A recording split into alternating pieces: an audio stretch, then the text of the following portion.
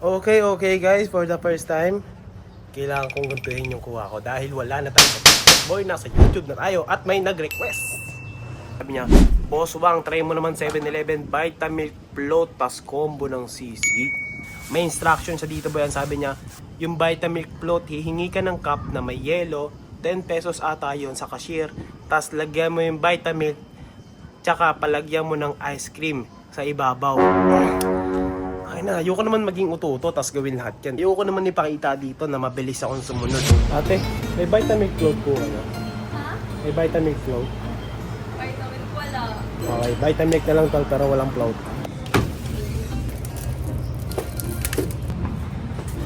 Holy shish. Ayan. Ayan yung Vitamilk po tol. Plain of Ito ninte, may pambukas ka nito. Pwede pa bukas ako tayo. Nagpa siya tol. Pero kuha na tayo ng sisig na request mo tol. Yung best sisig mo dito yan. May iba ba ang sisig dito yan? Chicken sisig? Yeah. Ito ba yung the best na sisig merong ay dito yan? Sige, ito na kami natin ito. Basta, dami mo na to. Tol, nakabili na tayo ng sisig tol. Meron na rin tayo Vitamilk Float. Wala lang tayong ice cream man. Pero para mangyari tol no? Siguro bili na lang tayo ng ice cream dito tol. Isa lang eh.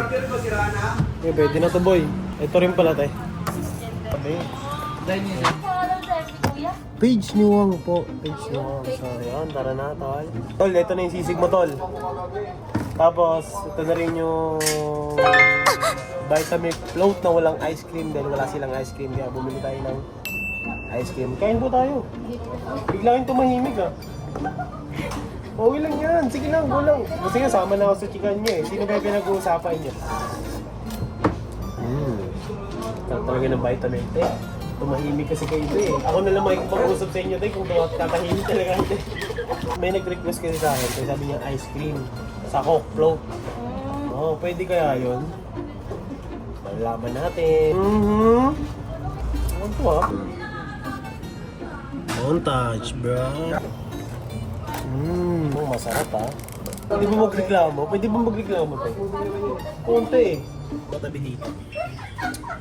Ano sila tol, nagchichikahan sila tol. Nung umupo ako tol, bigla sila nag-cut kasi alam na yung pag-uusapan na nila. Maririnig ninyo eh. Oh shit! Gusto ko muna, request mo tayo. Like mo yan ha? Kamusta po? Kamusta yung lasa? Ano naman tol ah? Wala tayong gagawin doon. What? Ano siya tol? Para siyang may kalamansi na. Manghang pa siya. Lasang-lasang sisig pa siya tol. Pero kung sabihin, Ulat ako kagawin, nasa loob ako. Ano sabi nun? Tago sila doy.